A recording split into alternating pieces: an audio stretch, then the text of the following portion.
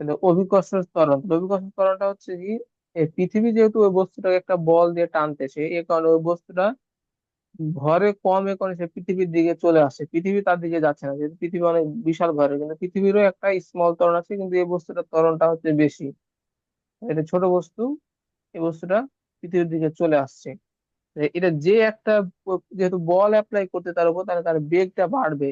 যে বেগ বৃদ্ধির হারকে এটা কি বলে, ত্বরণ, এবং ত্বরণটাকে স্মল জি আকারে প্রকাশ করা হয়, অভিকর্ষজ ত্বরণকে প্রকাশ করা হয় স্মল জি আকারে। তাহলে জি। এখন জি আকারে, তাহলে এখন একটা যদি একটা জিনিস দেখি, এটা একটা পৃথিবী আমাদের,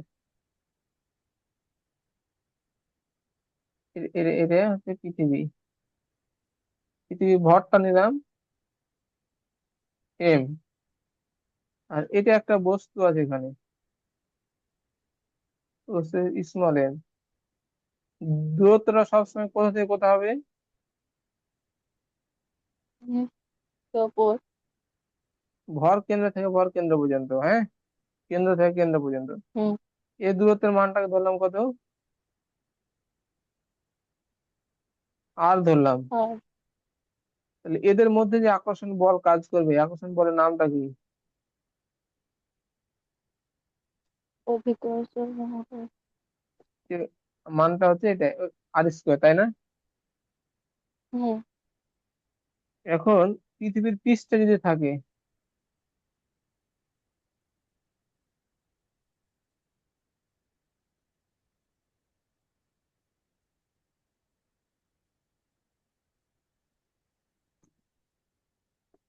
বস্তুরা পৃথিবী এত বিশাল, এখান থেকে তার ব্যাসার্ধ কত, পৃথিবীর ব্যাসার্ধ কি বলা হয়? আর আর বলে ক্যাপিটাল আর, হচ্ছে এটা ক্যাপিটাল আরটা হচ্ছে, পৃথিবী।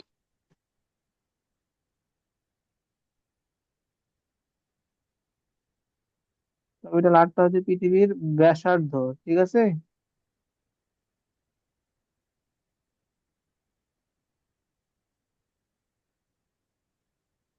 পৃথিবীর ব্যাসার্ধ। এবং যদি এটা এখানে থাকে, বস্তুটা বস্তুটা এই ভরটা হচ্ছে এম, এটা হচ্ছে এম, তাহলে এই বস্তুটাকে পৃথিবী কোন বলে আকর্ষণ করবে? F equal to G M, G. M divide by R square না? হ্যাঁ। এবং আবারও আছে, এফ ইকুয়াল টু কি লেখা যায়, এম এ লেখা যায় না? লেখা যায় যে। F equal two M A, আমরা জানি বলটা হচ্ছে ভর গুণিত ত্বরণ, কিন্তু এখানে ত্বরণটা কি, অভিকর্ষ ত্বরণ, তাহলে এম জি হবে না? হুম।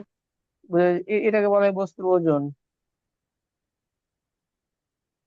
বস্তুর ওজন।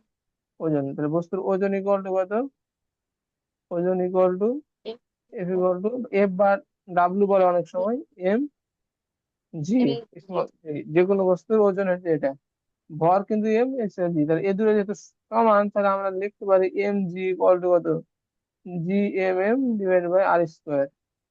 এম এম চলে যায়, স্মল এম এম চলে যায়, জি পাইলাম কত, জি এম বাই, এম আর এটা হচ্ছে, ভাইয়া হ্যাঁ,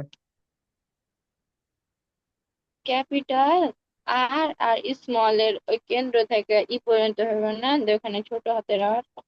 হ্যাঁ, এ পর্যন্ত হবে, কিন্তু ওটা ব্যাসার্ধ ছোট, এই কারণে এভাবে লিখেছি। স্মল, ছোট বস্তুর ব্যাসার্ধটা অনেক ছোট পৃথিবীর তুলনায়, এই কারণে নেগলেক্ট করা যায়, কিন্তু অ্যাকচুয়ালি হচ্ছে কেন্দ্র থেকে কেন্দ্র পর্যন্ত, ঠিক আছে?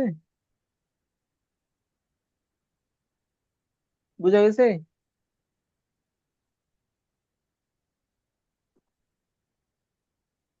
হ্যালো? হ্যাঁ। তাহলে এটা হলো জি এর মান, তাহলে জি ইকুয়াল টু আমরা পেলাম কত,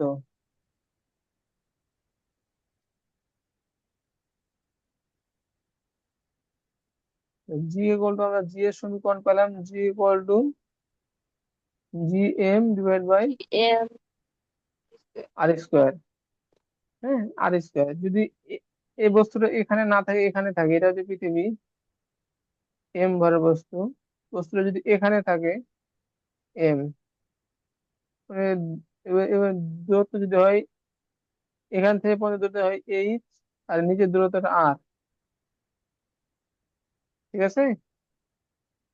হুম, তাহলে এদের মধ্যে আকর্ষণ বল তখন হচ্ছে জি কি হবে, জি ইকুয়াল টু কত হবে, G M by G M R R plus plus H. H square. যদি আমরা এটাকে ডি লিখি, D equal to R plus H যদি বলি, তবে G equal to G M by D square, ঠিক আছে?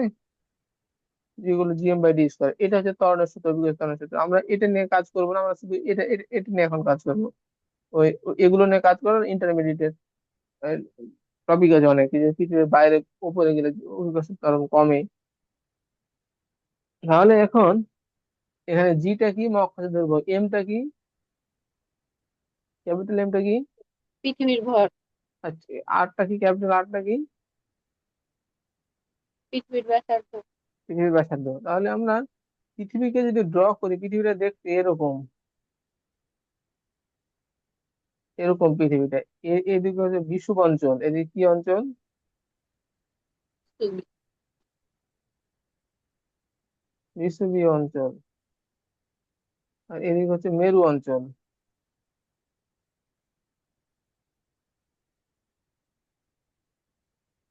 এদিকে হচ্ছে মেরু অঞ্চল। তাহলে মেরু অঞ্চলের ব্যাসার্ধ কি, কম না বেশি?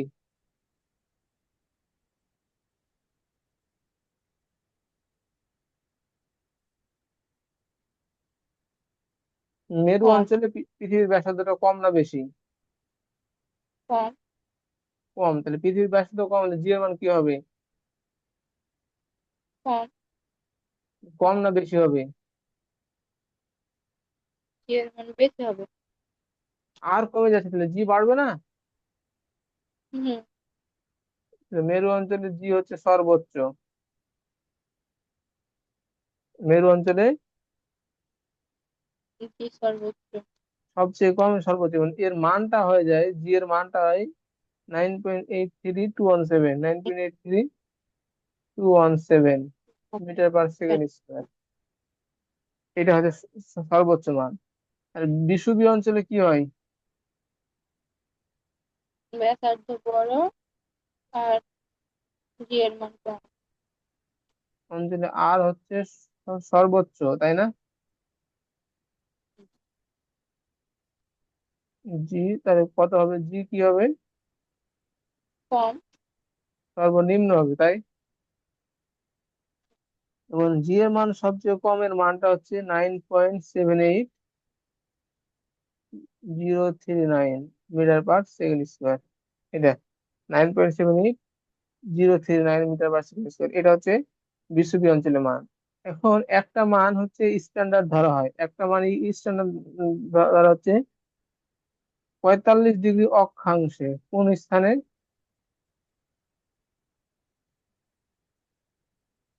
45 ডিগ্রি অক্ষাংশে সমুদ্র সমতলে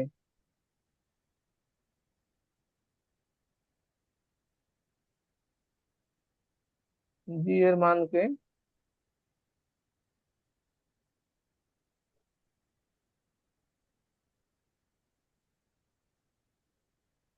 আদর্শ মান ধরা হয়। এবং এই জি এর মান হচ্ছে 9.8, এই 80665 হয়, 665 হয় মিটার পার সেকেন্ড স্কোয়ার, কিন্তু এটাকে অনেকে লিখে 9.81, কিন্তু আমরা লিখবো হচ্ছে 9.8 মিটার পার সেকেন্ড স্কোয়ার। জি এর মান এখন থেকে কোনটা মনে রাখবো, 9.8। 9.8 মিটার পার সেকেন্ড স্কোয়ার। এটা হচ্ছে জি এর মান। এটা কোন স্থানে, 45 ডিগ্রি অক্ষাংশে সমুদ্র সমতলে এই মানটা হবে। এখন আরো টেকনিক আছে, জি এর মান কোথায় সর্বনিম্ন, জি এর মান সর্বনিম্ন। ঠিক আছে। বিষুবীয়। বিষুবীয় অঞ্চলে, সর্বোচ্চ মেরু অঞ্চলে। মেরু অঞ্চলে। এখন হচ্ছে জি এর ফর্মুলাটা পেলাম, যদি বস্তুটা এইখানে থাকে, এটা একটা পাহাড় মনে করতেছি, বস্তুটা এখানে আছে, ঠিক আছে? এই হুম। দূরত্বটা ধরলাম হচ্ছে এইচ, এইচ উচ্চতায় আছে। আমরা জি এর ফর্মুলা জানি, G equal to G M divide by R square. এটা এম হচ্ছে বা এটা এটা হচ্ছে পৃথিবী পৃষ্ঠে, তাই না? হুম আর জি এইচ, এটা হচ্ছে 8 মিটার উচ্চতায়, তাহলে G M by R plus eight square, square. তাই না? তাহলে কোনটা মান বেশি, জি এর মান বেশি না জি এইচ এর মান বেশি?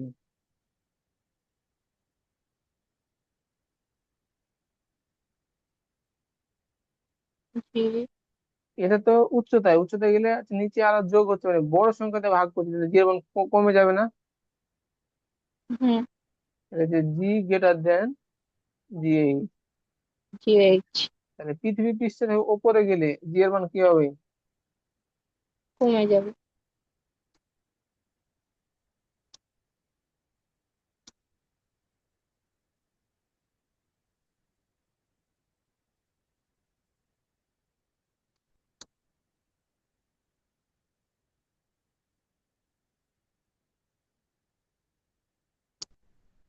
জি এর মান কমে যাবে, পৃথিবী পৃষ্ঠ থেকে উপরে গেলে জি এর মান কমে যাবে, হ্যাঁ। কমে যাবে।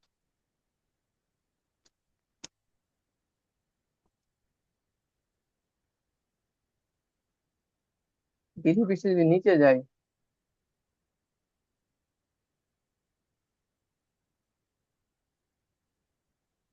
পৃথিবী পৃষ্ঠ থেকে নিচে গেলাম মানে হচ্ছে এটা হচ্ছে আর, এবার বস্তুটা এখানে অবস্থান করছে, এটা হচ্ছে ডি, মানে হচ্ছে গভীরতায়, ডেপ, এখানে বস্তুটা অবস্থান করছে। তাহলে এই গভীরতায় তাহলে আমরা জি জানি হচ্ছে G M divide by R square, আর জি ডি যদিও হবে জি এম প্রাইম, এর ভিতরের ভরটা হচ্ছে এম প্রাইম, বাইরের ভরটা এম, এম প্রাইম বাই হচ্ছে ডি স্কোয়ার, ঠিক স্কোয়ার। আছে? ডি স্কোয়ার মানে এখানে দূরত্বটা হচ্ছে ডি, দূরত্ব ডি না লেখা স্মল আর লিখি আমরা,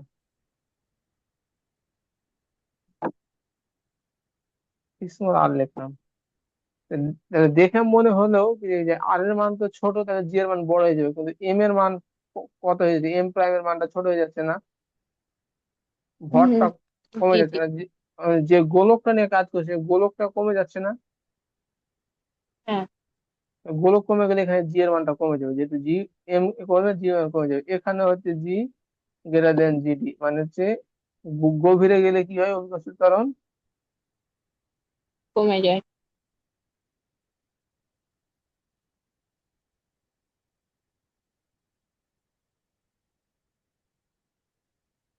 ত্বরণ কমে, অভিকর্ষের ত্বরণ কমে। যদি এবার একদম কেন্দ্রে যাই তাহলে কি হবে?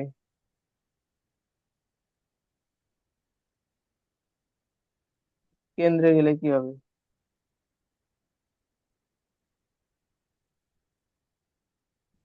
এটা হচ্ছে পৃথিবী, এটা কেন্দ্র, তো এখানেই বস্তু গেছে গা। যদি কেন্দ্রে যায় তখন হচ্ছে কেন্দ্রে গেলে কত, G equal to G M divide by M এর ভ্যালুটা তখন কত হবে? কেন্দ্রে গেলে এম এর ভ্যালু শূন্য হয়ে যাবে না? এম প্রাইম এর ভ্যালু শূন্য হয়ে যাবে না? হ্যাঁ। জি এর ভ্যালু কত হবে তখন? জিরো ভাগ শূন্য।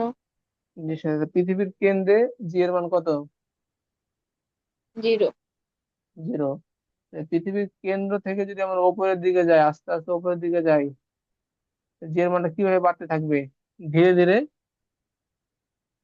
বাড়তে থাকবে। ধীরে ধীরে বাড়তে থাকবে, মানে সমানুপাতিক হারে বাড়তে থাকবে। তখন যখন আর হবে মেরু অঞ্চলে যাবে তখন এটা কত হবে, সর্বোচ্চ পাওয়া যাবে না? এরপর আরো হুম। উপরে গেলে জি সর্বোচ্চ এর মান, জি পাওয়া যায়। আরো উপরে গেলে জি এর মান কিভাবে কমবে? কমে থাকবে না? হুম।